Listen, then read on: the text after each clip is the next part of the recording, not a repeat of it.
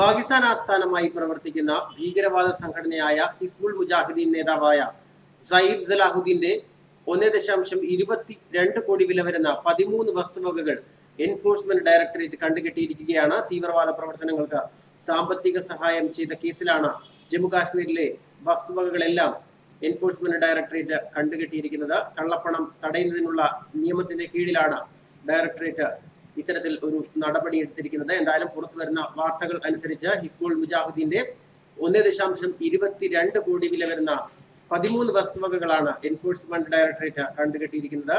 ഭീകരവാദ സംഘടനകൾക്ക് വേണ്ടി പ്രവർത്തിച്ചതായി ആരോപണമുള്ള ബന്ദിപ്പൂർ സ്വദേശിയായ മുഹമ്മദ് ഷാഫി ഷാ, ജമ്മുകാശ്മീർ സ്വദേശികളായ മറ്റ് 6 പേരുടേത് അടക്കമുള്ള വസ്തുവകകളും എൻഫോഴ്സ്മെന്റ് ഡയറക്ടറേറ്റ് കണ്ടുകെട്ടിയിട്ടുണ്ട്. NIA ഇവരുടെ പേരിൽ UAPA അടക്കമുള്ളവ ചുമത്തിയതിനെ തുടർന്നാണ് ഇത്തരത്തിലൊരു നടപടി സ്വീകരിച്ചിരിക്കുന്നത്. കശ്മീരിൽ തീവ്രവാദ പ്രവർത്തനങ്ങൾക്ക് ശക്തമായ സാന്നിധ്യമാണ് ഹിസ്ബുൾ മുജാഹിദീൻ വിഭാഗത്തിനുള്ളത്.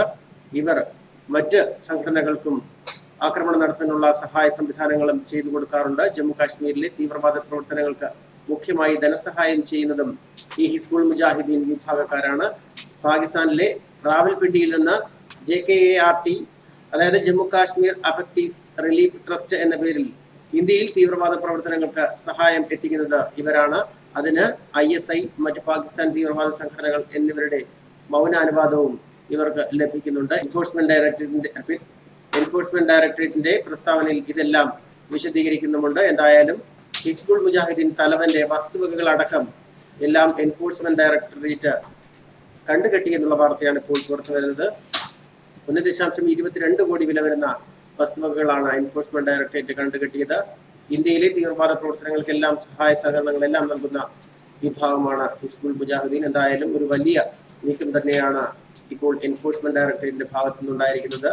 ജമ്മു കാശ്മീരിലെ ഇവരുടെ എല്ലാ സ്വത്തുവകകളും കണ്ടുകെട്ടിയെന്നുള്ള വാർത്ത തന്നെയാണ് ഇപ്പോൾ. ഭീകര സംഘടനകൾക്ക് വേണ്ടി ഇവർ പ്രവർത്തിക്കുന്നുണ്ടെന്ന് നേരത്തെ തന്നെ വിവരം ലഭിച്ചിരുന്നതാണ്. ഇപ്പോഴാണ് എൻഫോഴ്സ്മെന്റ് ഡയറക്ടറേറ്റിന്റെ ഭാഗത്തു നിന്ന് ഇത്തരത്തിലൊരു നടപടി ഉണ്ടായിരിക്കുന്നത്.